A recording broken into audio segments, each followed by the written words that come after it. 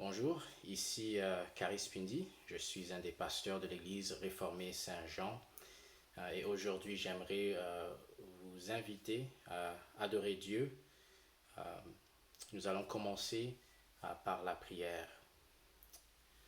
Notre Dieu, Père, Fils et Saint-Esprit, nous te remercions que tu es un Dieu tout-puissant, un Dieu qui est toujours présent, un Dieu qui est élevé et un Dieu qui est proche.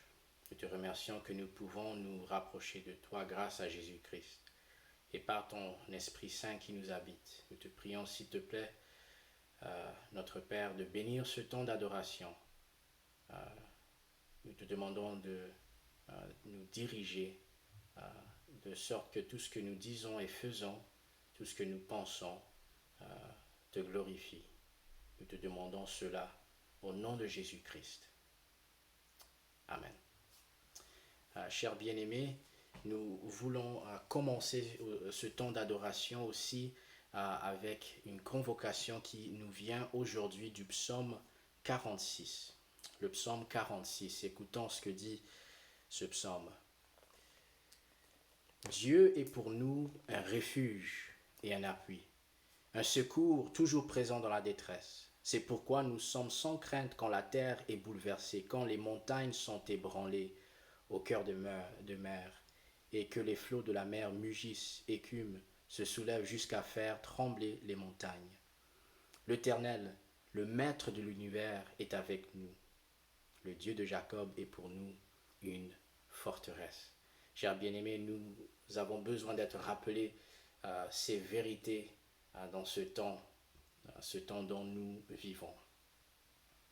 Chers bien-aimés, nous voulons maintenant réfléchir à nos péchés et demander à Dieu de nous pardonner. Dans notre temps de réflexion, de confession des péchés et de l'assurance du pardon, nous examinons un des 10 commandements. Aujourd'hui, nous examinons le 3e commandement qui a à voir avec notre façon de parler de Dieu. Le 3e commandement dit « Tu ne prendras pas le nom de l'Éternel, ton Dieu, en vain, car l'Éternel ne tiendra pas pour innocent celui qui prendra son nom en vain. » Nous utilisons le catéchisme de Heidelberg pour nous aider à comprendre le sens des commandements. La question 99 dit « Qu'ordonne le 3e commandement ?» La réponse: que non seulement nous ne blasphémions ni ne profanions le nom de Dieu par des jurons, de faux serments et des jurements inutiles, mais que par notre silence ou notre complaisance, nous ne nous rendions pas complices de péchés aussi horribles. En résumé, que nous n'ayons son saint nom à la bouche qu'avec crainte et vénération, afin de le confesser, de l'invoquer et de le glorifier droitement dans toutes nos paroles et nos actions. Donc, en tant que peuple de Dieu, en tant que peuple sauvé, Dieu a mis son nom sur nous. Le nom de son Fils Jésus, nous sommes appelés chrétiens à cause de Jésus-Christ. Et donc, nous voulons protéger, nous voulons honorer, nous voulons vénérer, respecter son nom. Et pas forcer les autres de le faire, mais montrer aux autres comment le faire. Et nous avouons que nous ne le faisons pas parfaitement. Que par nos paroles, que par nos actes, nous manquons de respecter, d'honorer le nom de notre Dieu. C'est pourquoi nous voulons demander pardon. Alors prenons quelques moments en silence pour prier, pour demander notre Père pardon d'avoir mal parlé de son nom. Prions.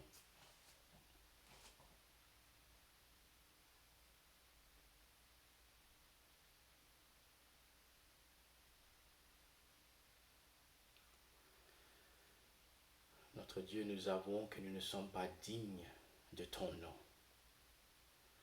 Nous ne méritons pas d'être appelés tes enfants. Mais Seigneur, toi-même, dans ta grâce, dans ta miséricorde, selon ton amour abondant, tu as choisi de placer ton nom sur nous. Et donc, Seigneur, c'est pourquoi nous te demandons pardon, parce que nous reconnaissons combien nous manquons de te respecter, d'honorer le nom de Dieu, de Yahweh, le nom de Jésus-Christ. Pardonne-nous, s'il te plaît, notre Père. Pardonne-nous, purifie-nous, transforme-nous, afin que nous vivions d'une façon digne de ton nom. Par ta grâce seulement, nous te prions, au nom de Jésus-Christ. Amen. Les paroles de l'assurance, du pardon, viennent du psaume 40, à partir du verset 2, qui dit « J'avais mis mon espérance en l'Éternel, et il s'est penché vers moi. Il a écouté mes cris. Il m'a retiré de la fosse de destruction, du fond de la boue, et il a établi mes pieds sur le rocher. Il a affermi mes pas. Il a mis dans ma bouche un cantique nouveau, une louange à notre Dieu. » Puis le verset 18 qui dit « Moi je suis pauvre et malheureux, mais le Seigneur pense à moi. Tu es mon aide et mon libérateur. Mon Dieu, ne tarde pas. » Notre Dieu est un Dieu saint, un Dieu digne de son nom. Il est aussi un Dieu rempli de miséricorde et de pardon, un Dieu qui est notre aide et notre libérateur. Et donc, quel que soit le péché, nous pouvons revenir à Dieu, retourner à Dieu, nous repentir et chercher son pardon grâce à Jésus-Christ et tout ce que Jésus a fait pour nous. Chers bien-aimés, nous voulons maintenant passer à le temps du message, de la prédication du sermon. Et avant d'écouter le message, prions. Notre Dieu et Père, maintenant nous désirons écouter ta parole. Nous désirons écouter ta voix même. S'il te plaît, par ton Saint-Esprit, bénis cette parole, bénis la prédication, bénis les auditeurs et auditrices, et fais en sorte, Seigneur, que ton peuple soit encouragé, béni, que ceux ou celles qui ne te connaissent pas soient appelés, Seigneur, à la repentance, au salut, que ceux qui ont besoin de correction soient corrigés, et que tu nous formes tous à vivre selon la justice qui se trouve en Jésus-Christ seul. C'est au nom de Jésus que nous prions. Amen.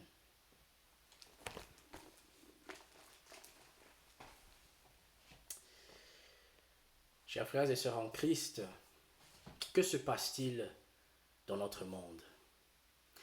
J'avoue que c'est une question que je me suis posée plusieurs fois depuis l'éruption du virus.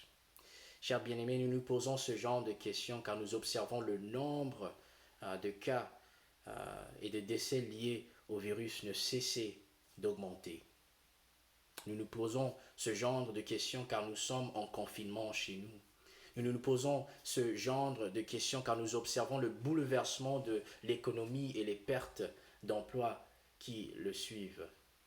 Chers bien-aimés, nous nous posons cette question parce que nous voulons savoir s'il y a un sens à tout ce qui se passe dans notre monde et dans notre vie à présent. En tant que chrétiens, comment devons-nous comprendre tout ce qui se passe dans notre monde à l'heure actuelle? Dans notre texte de ce matin, le Seigneur Jésus, à travers 2 catastrophes qui se sont produites à son époque, nous enseigne comment comprendre tout ce qui se passe dans notre monde aujourd'hui. Donc je vous invite s'il vous plaît à suivre la lecture de notre texte de ce matin qui se trouve dans Luc chapitre 13 et nous allons lire les versets 1 à 5. Luc chapitre 13, versets 1 à 5. Écoutons la sainte et parfaite parole de Dieu qui dit « En ce même temps, quelques personnes qui se trouvaient là racontaient à Jésus ce qui était arrivé à des Galiléens dont Pilate avait mélangé le sang avec celui de leur sacrifice. Jésus leur répondit, croyez-vous que ces Galiléens étaient des plus grands pécheurs que tous les autres Galiléens parce qu'ils ont souffert de la sorte? Non, je vous le dis, mais si vous ne vous répondez pas, vous périrez tous également. Ou bien, ces 18 personnes sur qui est tombée la tour de Siloé et qu'elle a tué, croyez-vous qu'elles étaient plus coupables que tous les autres habitants de Jérusalem? Non, je vous le dis. Mais si vous ne vous répondez pas, vous périrez tous également. Voici jusqu'ici la lecture de la sainte et parfaite parole de Dieu. Chers frères et sœurs en Christ, à travers ce texte, à travers le texte que nous venons de lire, le Seigneur Jésus nous enseigne que les catastrophes qui se produisent dans le monde actuellement servent à faire deux choses. Les catastrophes que nous vivons aujourd'hui servent premièrement à nous rappeler notre impuissance et deuxièmement à nous appeler à la repentance. Donc premièrement, les catastrophes que nous vivons en ce moment servent à nous rappeler notre impuissance. Chers frères et sœurs en Christ et chers amis, il n'y a rien de tel qu'une catastrophe, petite ou grande, pour nous rappeler notre impuissance et notre incapacité. Cela fait 10 ans maintenant, mais je m'en souviens comme si c'était hier. Je suis allé en Floride avec 6 amis durant le congé de printemps dans ma 3e année universitaire. Et donc, nous, on habitait en Amérique du Nord, aux États-Unis, et on est descendu jusqu'en Floride. Et donc, on a passé une belle semaine dans le soleil, sur la plage en Floride, mais à un certain moment, il fallait rentrer. Comme c'était un trajet d'au moins 22 heures, on a accepté de partager la tâche de conduite. Je me rappelle bien que j'étais en arrière, assis sur le 3e rangée dans le van, dans le fourgon, lorsque soudainement tout a commencé à tourner. On a tourné 1 fois, 2 fois, 3 fois. Je croyais qu'on allait mourir. Mais ce jour-là, Dieu a fait un miracle. Car on était entre 2 voies de trafic. Et on a dû être écrasé ou au moins la voiture a dû s'inverser. Mais Dieu nous a protégés de sorte que nous sommes finalement arrêtés juste devant la sortie avec un seul pneu crevé, sans fatalité.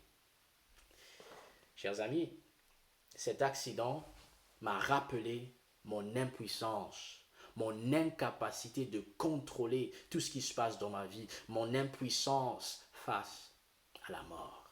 Car j'étais là, assis, avec ma ceinture de sécurité en train de regarder ma vie devant moi. Et j'étais incapable de faire quoi que ce soit. Dans notre texte de ce matin, le Seigneur Jésus, plutôt notre texte de ce matin, rapporte 2 histoires. 2 histoires dont tous les 2 soulignent 2 vérités. À savoir, premièrement, notre incapacité de tout contrôler dans notre vie. Et deuxièmement, notre impuissance face à la mort. La première histoire qui est racontée se trouve dans le verset 1. C'est l'histoire de certains Juifs de la région de Galilée, là où Jésus a grandi, que Pilate, le gouverneur païen de l'Empire romain, a tué lorsqu'ils étaient en train d'offrir des sacrifices dans le sang à Jérusalem. Pire encore, Pilate, après les avoir tués, a pris leur sang et l'a mélangé avec le sang de leur sacrifice. C'était un sacrilège. C'était quelque chose de barbare, de violent, de dégoûtant.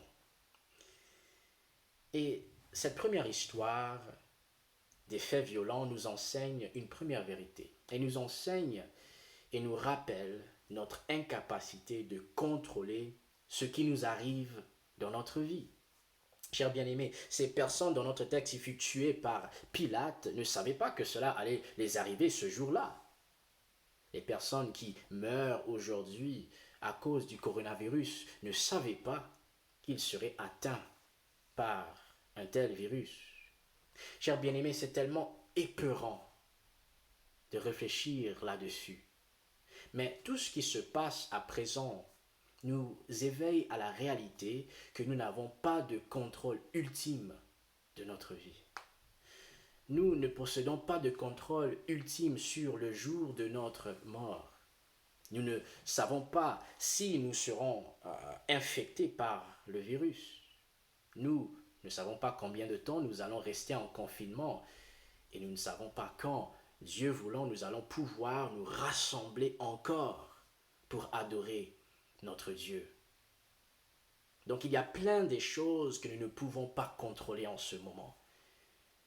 Et c'est difficile, ça fait mal, ça nous rend peut-être fous. Alors, comment vivre dans une telle situation, dans un tel temps d'incertitude, de manque de contrôle, avec paix, avec assurance? En tant que chrétiens, nous acceptons que nous n'ayons pas de contrôle ultime de notre vie et que nous sommes finalement pas les maîtres ou les maîtresses de notre destin. C'est difficile à accepter, mais nous le faisons parce que nous sommes enfants de Dieu, notre Père, qui seul a le contrôle et la puissance totale sur toute chose.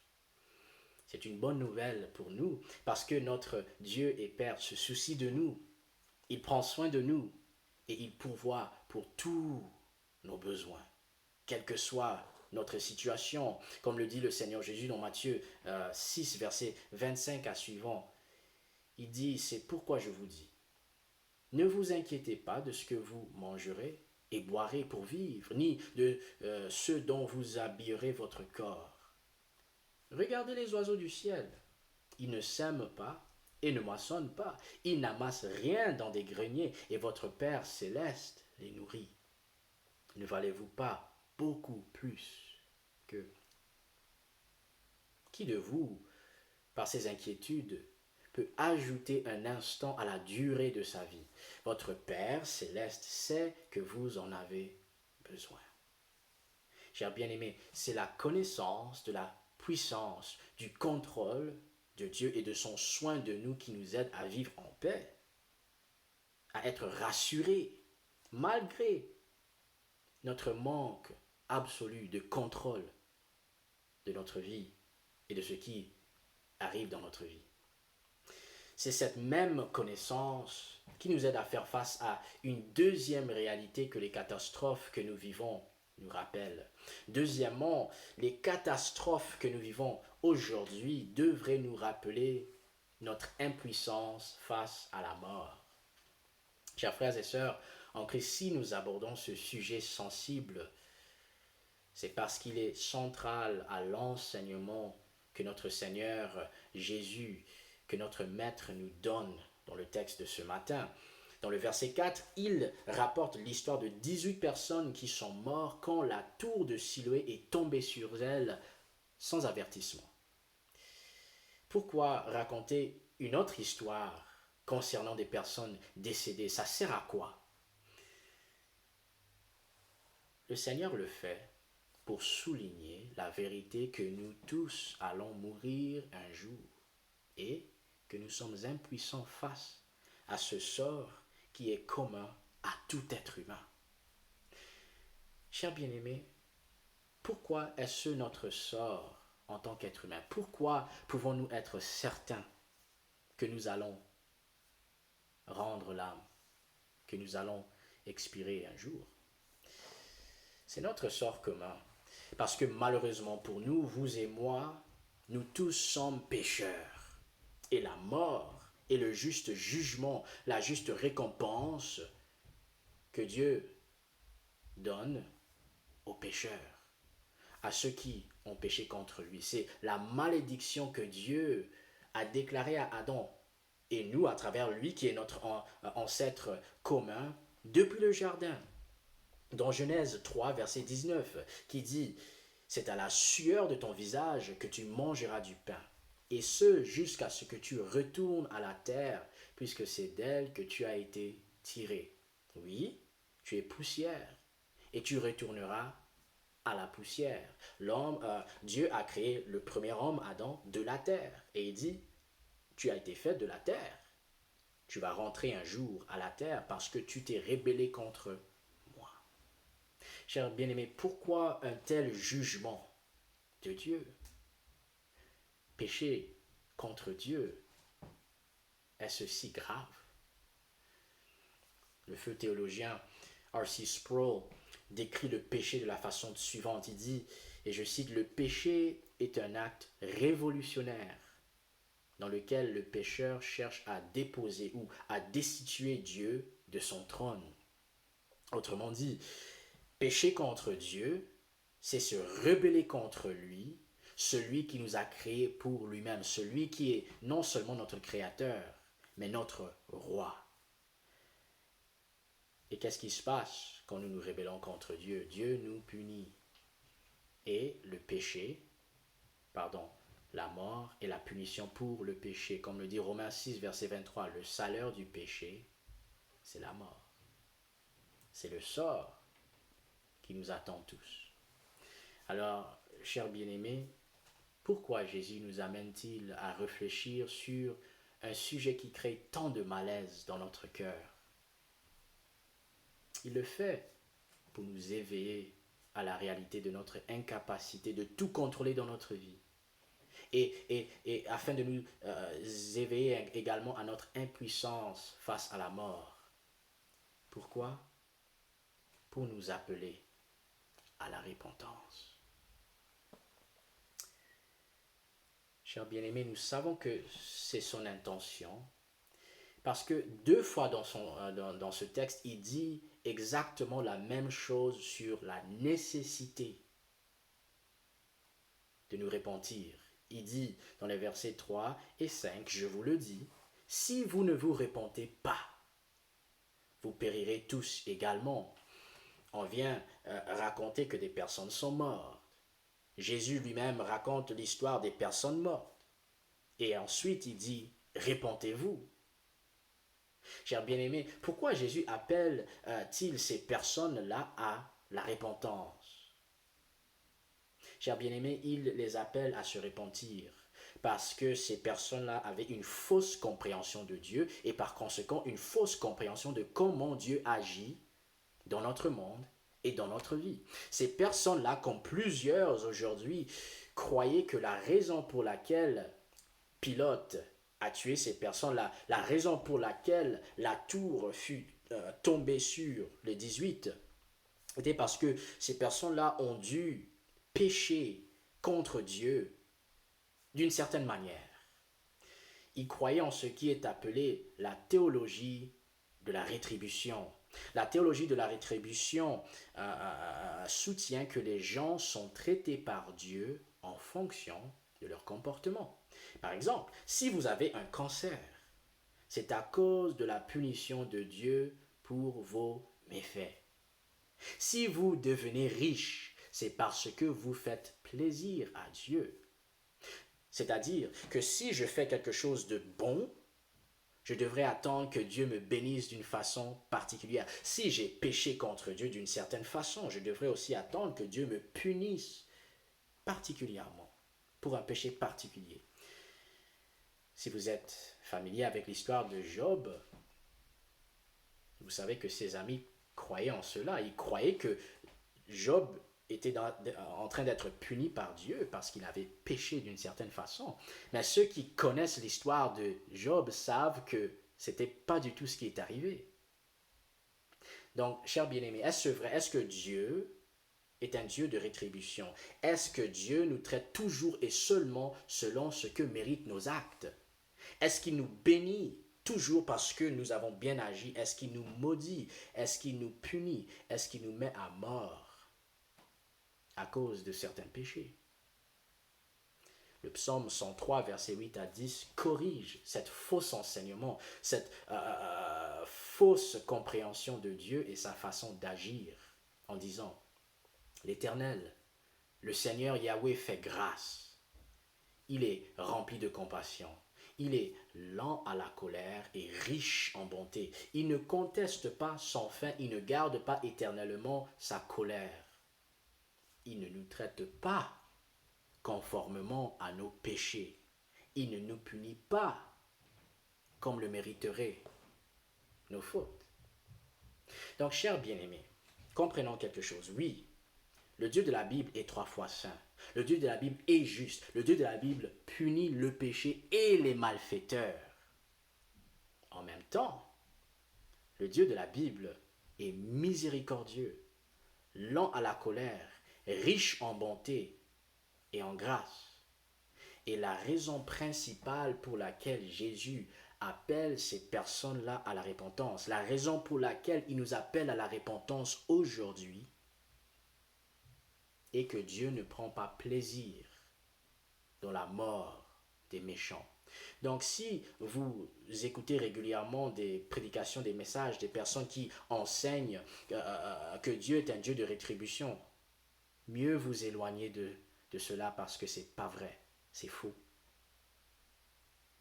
Le Dieu de la Bible, oui, il punit le mal, il punit le péché, il juge.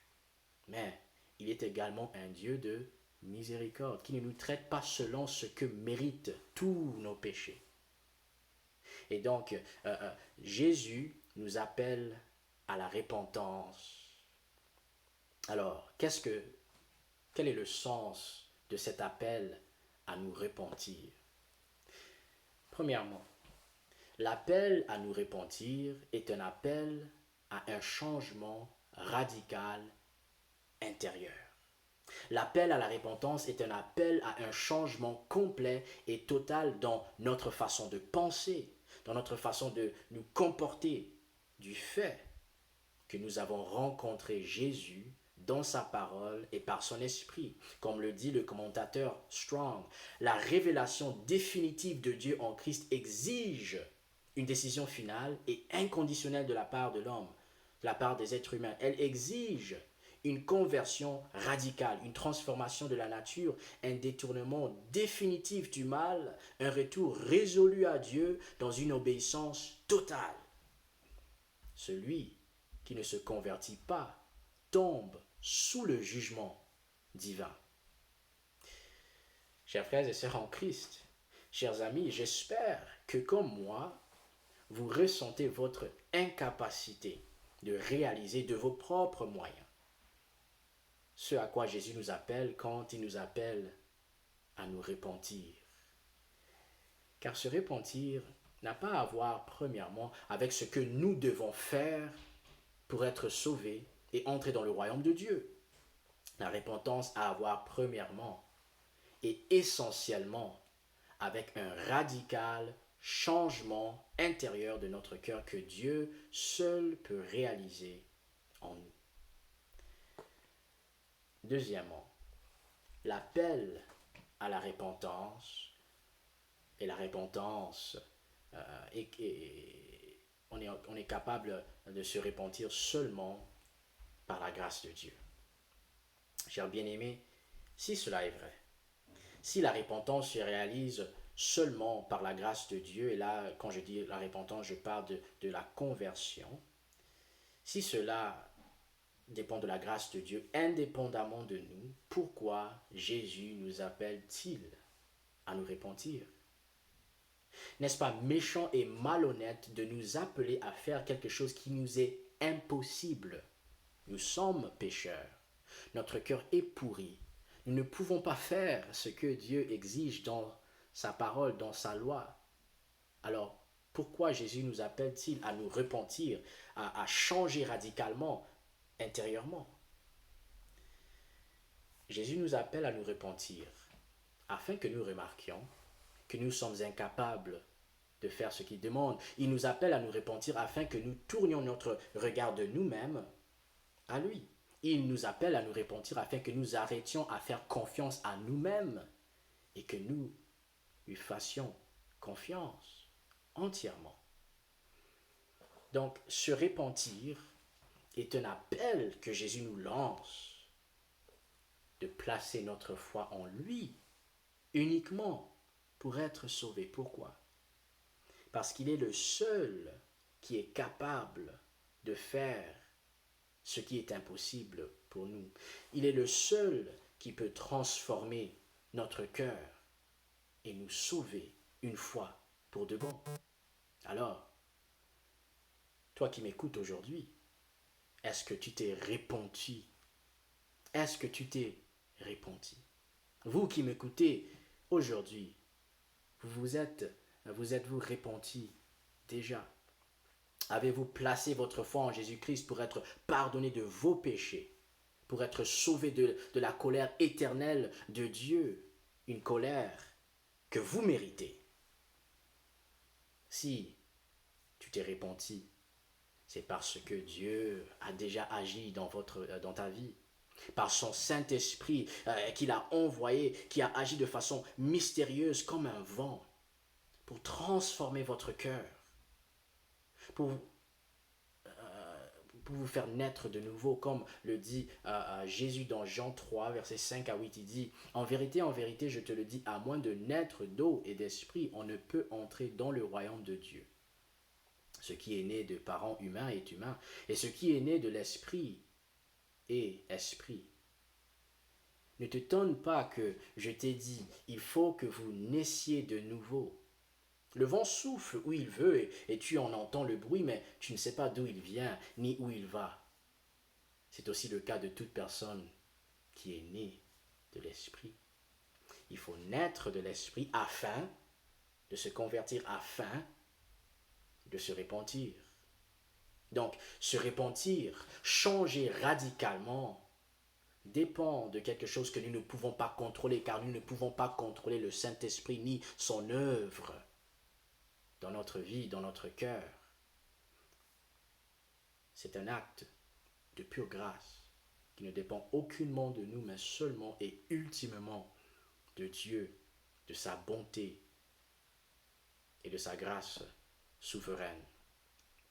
Finalement, si nous nous sommes repentis, cela signifie que nous avons mis notre foi en Jésus-Christ. Cela signifie que nous sommes sauvés par la grâce de Dieu. Et, en même temps, nous sommes appelés à vivre une vie de repentance. Donc nous repentons pour être sauvés et en tant que personnes sauvées, nous sommes maintenant appelés à vivre une vie marquée par la repentance. Qu'est-ce que cela signifie? Qu'est-ce que cela signifie de vivre une vie de repentance? Le catéchisme de Heidelberg, qui est un document écrit après la réforme protestante, un document du XVIIe siècle, décrit la repentance en tant que la mortification de notre ancienne nature pécheresse et la vivification de notre nouvelle nature. Donc il y a deux parties. La première partie, c'est la mortification. La mortification de notre notre ancienne nature pécheresse implique, je cite, être affligé du fond du cœur à cause de nos péchés, les haïr et les fuir de plus en plus.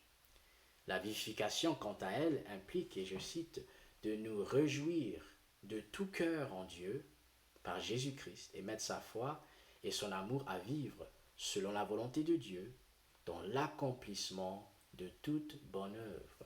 Donc, nous nous repentissons pour être sauvés. Nous ne pouvons pas nous repentir sans que Dieu, par sa grâce, œuvre dans notre cœur par son Saint-Esprit, qui nous donne un nouveau cœur, une nouvelle nature. Étant sauvés, après s'être repentis, nous sommes maintenant appelés à vivre une vie de repentance.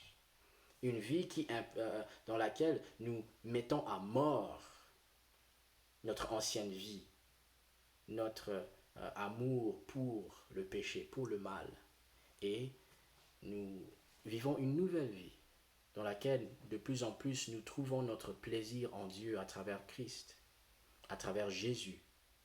Et nous apprenons maintenant à vivre pour Jésus, comme Jésus, par l'obéissance, une vie de repentance qui produit des fruits, à savoir les bonnes œuvres. Alors, comment vivre une telle vie? Une vie de repentance. Nous pouvons vivre cette vie quand nous dépendons non de nous-mêmes, de nos propres forces, mais de Dieu le Saint-Esprit, lui qui nous dirige dans notre obéissance à Jésus à travers sa parole au quotidien. Une vie de dépendance sur Dieu le Saint-Esprit ressemble à une personne qui navigue un bateau à voile. J'ai eu l'expérience une fois d'être dans un bateau à voile et c'est quelque chose de vraiment intéressant.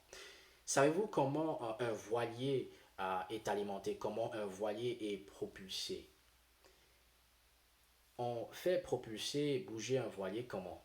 En ajustant toujours le voile, de sorte qu'il est capable de capter le vent. Pourquoi? Parce que c'est le vent qui propulse, qui alimente, qui propulse le bateau. Tandis que dans une pirogue ou dans un canoë, qu'est-ce qu'on fait?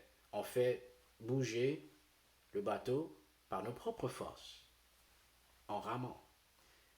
La vie chrétienne, la vie vécue sous la direction du Saint-Esprit, la vie de repentance qui dépend de Dieu, le Saint-Esprit, est une vie en bateau, où nous faisons tout ce que nous pouvons, par la grâce toujours, pour nous adapter de sorte que nous sommes en train toujours de vivre, de sorte que nous sommes dirigés par le Saint-Esprit. Nous sommes en train de capter le vent du Saint-Esprit. Nous voulons laisser le Saint-Esprit nous diriger dans la bonne direction et pas en ramant par nos propres forces.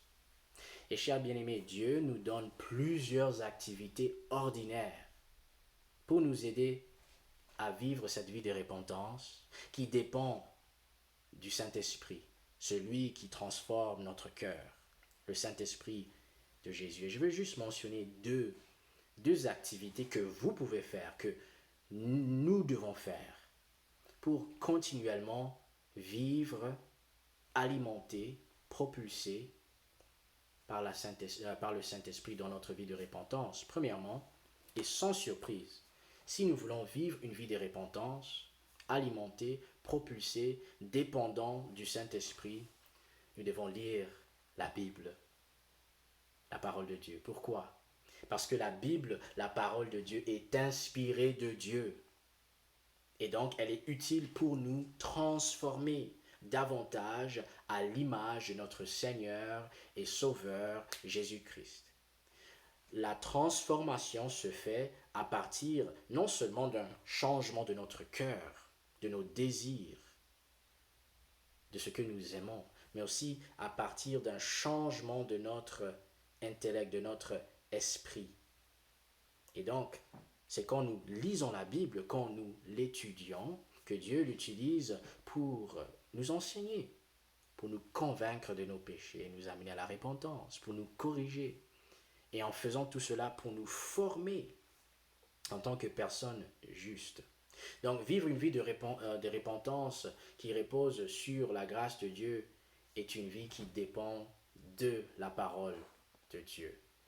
Elle est, cette parole, notre pain quotidien, l'alimentation dont nous avons besoin pour continuer à fuir le péché et nous réjouir de tout cœur en Christ, en Jésus, celui qui est mort pour nous, celui qui s'est sacrifié pour payer le prix de nos péchés, afin que nous appartenions pleinement à Dieu, afin que nous puissions vivre une nouvelle vie garantie par sa résurrection.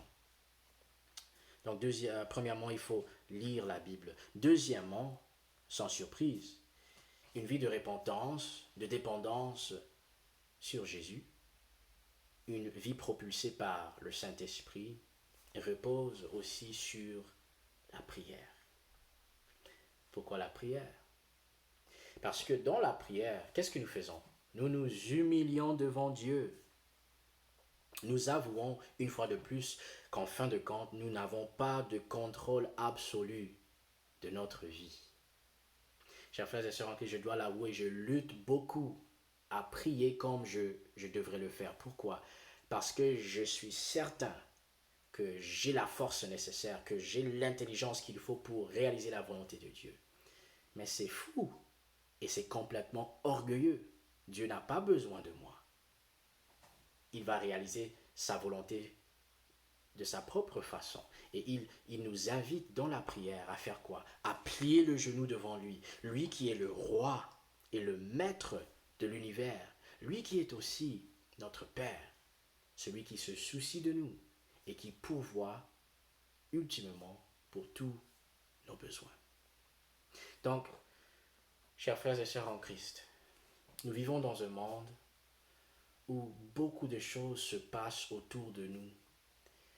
Des choses se passent autour de nous sans que nous ayons un contrôle sur tout ce que nous vivons. Mais ne laissons pas ce temps difficile, ne laissons pas les catastrophes qui se produisent autour de nous passer à côté de nous. Ne laissons pas notre manque de contrôle de notre vie, ni la réalité difficile de notre impuissance face à la mort nous empêcher de nous repentir, de venir à Jésus, celui qui est le Seigneur et Sauveur, celui qui a donné sa vie pour nous sauver, celui qui est ressuscité afin que nous ayons une vie transformée. Se repentir, c'est croire en Jésus, c'est se confier à lui et c'est dépendre de lui. Cette repentance comprend notre vie entière et dépend de Dieu, des moyens qu'il nous a donnés à travers lesquels il nous transforme davantage. Une vie de repentance est une vie où nous dépendons non de notre propre force, mais du Saint-Esprit, celui qui nous habite, celui que Jésus-Christ et son Père ont envoyé, nous ont donné, afin que, jour par jour, tranquillement, nous ressemblions à notre Maître Jésus-Christ, afin que jour par jour, tranquillement, nous vivons cette vie de repentance, une vie qui est marquée par notre rejet du mal, du péché, une vie qui est marquée par un amour qui s'approfondit toujours, un amour pour Dieu, pour sa parole, pour la communion avec lui dans la prière, une vie qui manifeste notre amour aussi pour le peuple de Dieu. Chers bien-aimés, c'est une vie merveilleuse, une vie que nous pouvons vivre même en confinement, car Dieu est toujours avec nous là où nous sommes. Et par sa grâce, il réalisera notre salut, notre repentance et notre transformation pour sa gloire et pour notre bonheur éternel. Amen. Prions.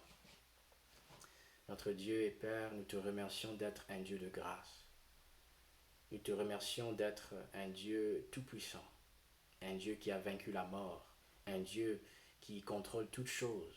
Et donc, Seigneur, nous sommes réconfortés parce que nous savons que tu es avec nous. Nous savons que tu ne nous abandonneras jamais. Et nous savons que tu es en train d'agir dans le monde actuellement, que tu es en train d'agir même maintenant dans notre vie, nous qui sommes en confinement, nous qui sommes isolés.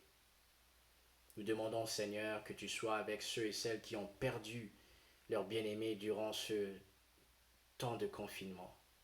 Nous demandons, s'il te plaît, que tu touches leur cœur, car ils ne peuvent même pas voir leur bien-aimé, ils ne peuvent même pas pleurer ceux qui ont rendu l'âme. Nous demandons, Seigneur, que tu utilises même ces choses les plus difficiles pour nous faire revenir à toi.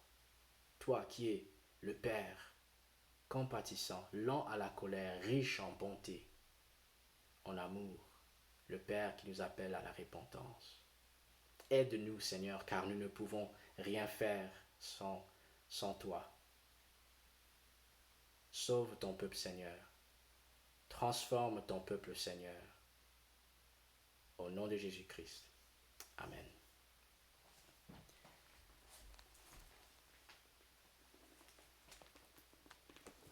si vous voulez, j'ai inclus quelques liens des chansons que vous pouvez chanter en ce moment en réponse à la parole. Vous pouvez juste poser la vidéo. Après avoir chanté, vous pouvez revenir et je vais donner la bénédiction. Donc je vous laisse faire cela.